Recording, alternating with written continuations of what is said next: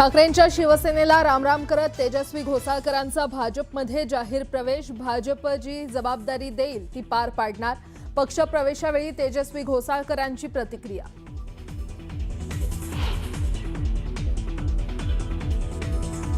मुख्यमंत्री आज सातारा दौऱ्यावर। मुख्यमंत्र्यांच्या हस्ते आज साताऱ्यात अहिल्यादेवी होळकरांच्या अश्वारूढ पुतळ्याचं होणार लोकार्पण।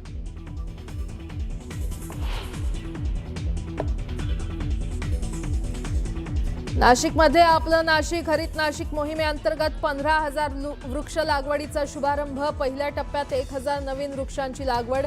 गिरीश महाजन साधू महंतांची विशेष उपस्थिती।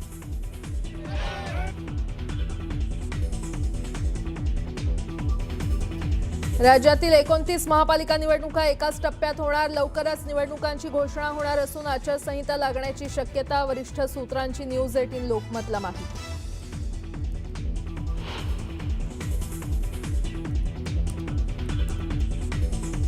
मनोज जरांगे आजपासून 2 दिवसांच्या दिल्ली दौऱ्यावर। आत्महत्या केलेल्या शौर्य पाटीलच्या कुटुंबियांची घेणार भेट।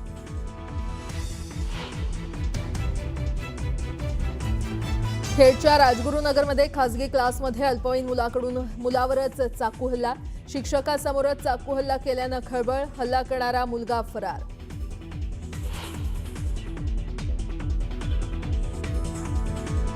पिंपरीत दुचाकीला कारचा धक्का लागल्यानं वादातून कारमधील महिलेवर दुचाकीस्वार तरुणांचा हल्ला। हल्ल्यात महिलेच्या डोळ्याला गंभीर दुखापत। आणि मुंबईजवळच्या मीरा रोडमध्ये पोलिसांची मोठी कारवाई। पोलिसांकडून ड्रग्सच्या फॅक्टरीचा पर्दाफाश। 150 ते 200 कोटींचे ड्रग्ज जप्त। दिल्ली एनसीआर मध्ये प्रदूषणामुळे नागरिकांचे हाल होत आहेत। हवेचा वेग कमी आणि प्रतिकूल हवामान यामुळे दिल्ली अक्षरशः गॅस चेंबर बनलाय। आजही राजधानीवर दाट धुक्याचं आवरण बघायला मिळालं।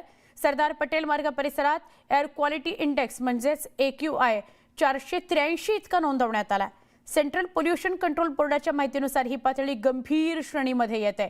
दरम्यान धुकं आणि खराब दृश्यमानता यामुळे इंडिगो एअरलाइन्सनं हवाई प्रवाशांकरता विशेष ॲडव्हायझरीज जारी केलेली आहे। प्रवाशांनी उड्डाणापूर्वी आपल्या फ्लाईटची स्थिती तपासण्याचं आवाहन करण्यात येत आहे। राष्ट्रीय राजधानी क्षेत्रामध्ये म्हणजे दिल्ली आणि आजूबाजूच्या क्षेत्रामध्ये प्रचंड धुकं आहे आणि आता जर बघितलं आपण धुक्याची परिस्थिती अजूनही विदारक असल्यामुळे पाहायला मिळते। प्रदूषणाचा एकीकडे कहर आहे आणि राजधानी जी आहे राजधानी दिल्ली ही गॅस चेंबरमध्ये बदलली आहे। दिल्ली एनसीआर मध्ये प्रदूषणामुळे नागरिकांचे हाल होत आहे। हवेचा वेग कमी झालेला आहे। प्रतिकूल हवामानामुळे दिल्ली अक्षरशः गॅस चेंबर बनलेली आहे। आजही ज्या पद्धतीने सकाळपासून राजधानीत दाट धुक्याचे आवरण असून ठिकठिकाणी अनेकांना मोठ्या अडचणींना सामोरं जावं लागतं। वाहनांना आपले लाईट्स सुरू करून रस्ता पार करावा लागत आहे। अनेक विमानतळ जर बघितली दिल्लीतल्या विमानतळावरती परिस्थिती अतिशय विदारक झालेली आहे। अनेक विमानं हे धुक्यामुळे उड्डाण करू शकत नाही आहे अशा प्रकारची परिस्थिती आहे। सोबतच अनेक भागांमध्ये जर बघितलं तर इथला प्रदूषणामुळे जो क्वालिटी इंडेक्स आहे एअर क्वालिटी इंडेक्स AQI हा 483 पेक्षा जास्त आहे। सेंट्रल पोल्युशन कंट्रोल बोर्डाच्या नुसार ही पातळी अतिशय गंभीर श्रेणीत आहे। धुक्या आणि खराब दृश्यतेमुळे अनेक एअरलाइन्स देखील उशिरा धावत आहे आणि उशिरा उडत आहे। खास करून विशेष ॲडव्हायझरी जारी करण्यात आलेली आहे की सर्वसामान्य नागरिकांनी ज्यांना श्वासोच्छवासाचा त्रास होतो त्यांनी मास्क घालावं अशा प्रकारची परिस्थिती आपल्याला पाहायला मिळते। सध्या मी इंडिया गेट परिसरामध्ये आहे आणि इंडिया गेट परिसरामध्ये याच प्रकारे आपल्याला परिस्थिती पाहायला मिळत आहे। वाहनांची जरी रेलसेल सुरू असेल तर पण अनेकांना आपलं लाईट लावून वाहनांचे दिवे लावून त्यांना प्रवास करावा लागत आहे। नवी दिल्लीहून व्हिडिओ जर्नलिस्ट हरीशसह प्रशांत नामदार, न्यूज 18 लोकमत। महाराष्ट्राचा मान अभिमान स्वाभिमान म्हणजे अहिल्यादेवी होळकर त्यांच्या पुतळ्याचं लोकार्पण होत आहे। आत्ता जाऊया नाशिकला। नाशिकमध्ये आपलं नाशिक हरित नाशिक या मोहिमेच्या अंतर्गत वृक्ष लागवड केली जाते आहे। 15,000 वृक्ष लावले जाणार आहेत। साधू महंत मंत्री गिरीश महाजन यांच्या सोबत आहे आणि वृक्ष लागवडीचा कार्यक्रम सुरू झालेला आहे। पहिल्या टप्प्यात वृक्ष लागवड होते आहे। एकूण 15,000 वृक्ष लावली जाणार आहेत या मोहिमेअंतर्गत, पण त्यातला पहिला टप्पा जो आता आपण बघतोय तिकडे तपोवनामधली वृक्षतोड करायची, पण त्या आधीच वृक्ष लागवड करायची। त्या मोहिमेचा शुभारंभ आज पहिला टप्पा बघायला मिळतोय। आपलं नाशिक हरित नाशिक या अंतर्गत 15,000 झाडं लावली जाणार आहेत आणि त्यातलं हे पहिल्या टप्प्यातलं झाड मंत्री गिरीश महाजन आणि साधू महंत यांच्या हस्ते लावलं जात आहे।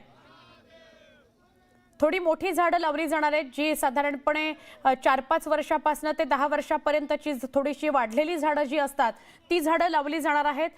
खरं तर फक्त झाडं लावणं नको तर या 15,000 वृक्षांचं जतन संगोपन संवर्धन सुद्धा व्हायला हवं, ही सुद्धा या मोहिमेचाच एक भाग असणं गरजेचं आहे। पहिल्या टप्प्यामध्ये 1,000 वृक्षांची लागवड केली जाणार आहे आणि एकूण 15,000 झाडं ही नाशिकच्या वेगवेगळ्या भागामध्ये लावली जाणार आहेत।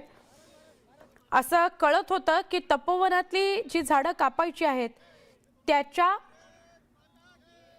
अगेन्स्ट म्हणजे त्याच्या आधी ही सगळी झाडं 15,000 झाडं आपलं नाशिक हरित नाशिकच्या अंतर्गत लावायची आहेत। आमचे प्रतिनिधी लक्ष्मण घाटोळे यांच्याशी आपण बोलूया। लक्ष्मण, मगाशी माहिती देताना तुम्ही सांगत होतात की आपलं नाशिक हरित नाशिकच्या माध्यमातून जी 15,000 झाडं लावली जाणार आहे ती त्या तपोवनातल्या वृक्षांची कत्तल करणं किंवा तिथली जी 10 वर्षाची झाडं आहेत ती वेगळ्या ठिकाणी जाऊन लावणं असा सगळा हा भाग आहे का लक्ष्मण? सुवर्ण, आपण जर बघितलं तर नाशिकच्या तपोवनामध्ये जी झाडं आहे 1825 झाडं साधुग्रामच्या उभारणीसाठी तोडली जाणार आहे आणि त्या झाडांच्या वृक्षतोडीला मोठ्या प्रमाणात पर्यावरण प्रेमींनी विरोध केलेला होता। आणि या सगळ्यानंतर मध्यस्थी म्हणून गिरीश महाजनांनी ह्या 1825 झाडांच्या बदल्यामध्ये नाशिक शहराच्या वेगवेगळ्या भागामध्ये 7,500 झाडं लावण्याची हे आश्वासन पर्यावरण प्रेमींना दिलं होतं। त्यांनी सांगितलेलं होतं की अगोदर आम्ही सगळे झाडं लावू, ते झाडं वाढवू, ते मोठे करू आणि त्यानंतर ही 1825 झाडं जी आहे ती त्यापैकी काही झाडं जी तोडावी लागणार आहे ती तोडू, त्यानंतर त्यातली जी काही झाडं आपल्याला रिप्लांटेशन करता येईल ती देखील आम्ही वाचवण्याचा प्रयत्न करू। मात्र साधुग्रामच्या उभारणीसाठी त्या ठिकाणी जागा मोकळी करणं, त्या ठिकाणचे झाडं काढणं आवश्यक आहे आणि म्हणून आम्हाला ते करणं गरजेचं आहे हे महाजनांनी सांगितलेलं होतं। आणि त्या बदल्यामध्ये आम्ही 1825च्या बदल्यात 7,500 मोठी झाडं नाशिक शहराच्या वेगवेगळ्या भागात लावू असं आश्वासन मंत्री गिरीश महाजन यांनी दिलेलं होतं आणि त्याच आश्वासनाच्या निमित्तानं आज नाशिकमध्ये अशा पद्धतीचा वृक्षारोपणाचा कार्यक्रम जो आहे तो नाशिकमध्ये संपन्न होतोय। मंत्री गिरीश महाजन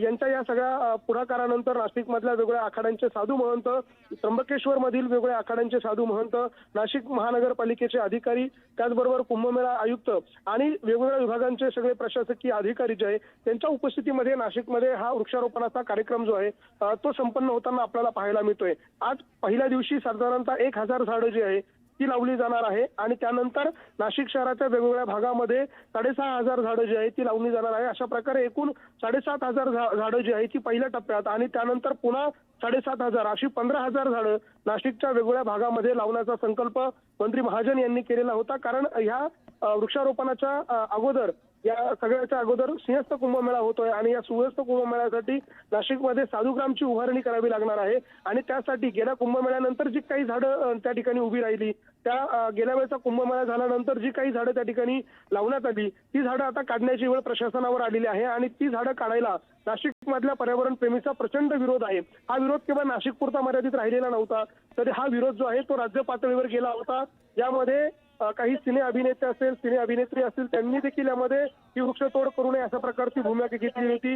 राजकीय पक्ष, विरोधी पक्ष जे आहेत ते देखील यामध्ये उतरले, त्यांनी देखील या झाडाच्या वृक्षतोडीला विरोध केला होता। इतकंच नाही तर महायुतीमध्ये जे मित्र पक्ष आहे अर्थात शिंदेची शिवसेना आणि अजित पवारांची राष्ट्रवादी यांनी देखील या वृक्षतोडीला विरोध केलेला होता आणि या सगळ्या विरोधानंतर हा विरोध जर कमी करायचा असेल तो थोडा कमी करायचा असेल तर त्यासाठी अगोदर मोठ्या प्रमाणात झाडांची लागवड करावी लागेल अशा प्रकारची भूमिका घेऊन मंत्री गिरीश महाजन यांनी आंध्र प्रदेशवरनं जवळपास 7,500 झाडं पहिल्या टप्प्यामध्ये नाशिकमध्ये आणलेली आहे आणि ही 7,500 झाडं जर आपण बघितली तर प्रत्येक झाडाचं वयोमान हे 6 ते 7 वर्षाचं आहे आणि प्रत्येक झाड हे 15 ते 20 फुटांचं आहे। अशा प्रकारची ही सगळी झाडं रेडीमेड झाडं जी आहे ती तिकडनं इकडे मागवण्यात आलेली आहे आणि त्या झाडांचं वृक्षारोपण आता केलं जाईल। साधारणतः ही झाडं वाढण्यासाठी 3 ते 4 महिन्याचा अर्थात ही झाडं जमिनीमध्ये लावल्यानंतर ती उगवण्यासाठी ती मूळ रूपामध्ये येण्यासाठी 3-4 महिन्याचा वेळ जाऊ शकतो आणि त्यानंतर ही झाडं ज्या वेळेला जगतील त्यावेळेला त्या ठिकाणी असलेल्या तपोवनातली झाडं जी आहे ती तोडण्याचा प्रस्ताव जो आहे तो नाशिक महानगरपालिकेचा आहे आणि त्या अनुषंगाने आज नाशिकमध्ये हा जो वृक्ष प्रेमींच्या उपस्थितीमध्ये हा झाडं लावण्याचा कार्यक्रम जो आहे, वृक्षारोपणाचा जो कार्यक्रम आहे तो या ठिकाणी संपन्न होतोय। नक्की, धन्यवाद माहिती दिल्याबद्दल। पहिल्या टप्प्यामध्ये 1000 वृक्षांची लागवड केली जाते. एकूण 15,000 झाडं लावायची आहेत. लक्ष्मण घाटोळ आपल्याला अधिक माहिती देत होते.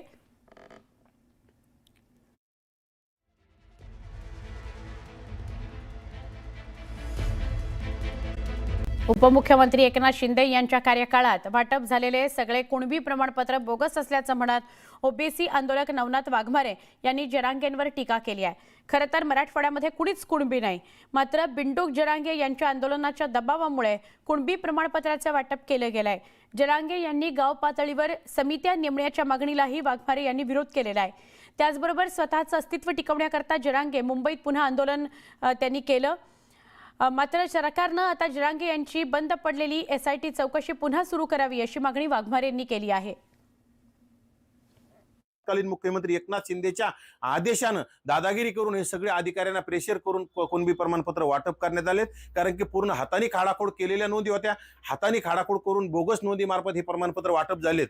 त्यामुळं मराठवाड्यात कोणीही कुणबी नाही, मराठवाड्यात मराठा समाज कुणबीमध्ये येऊ शकत नाही. जालन्यामधल्या आणि बीड मधल्या त्यात ओरिजिनल बोगस कुणबी प्रमाणपत्र आहेत. जरांगेच्या दबावापोटी बीडमध्ये बजरंग सोनवणे असतील, हे जे गुंड प्रवृत्तीचे आमदार खासदार यांच्या दबावापोटी काढलेले कुणबी प्रमाणपत्र येतं. याला आम्ही आव्हान देणार आहोत.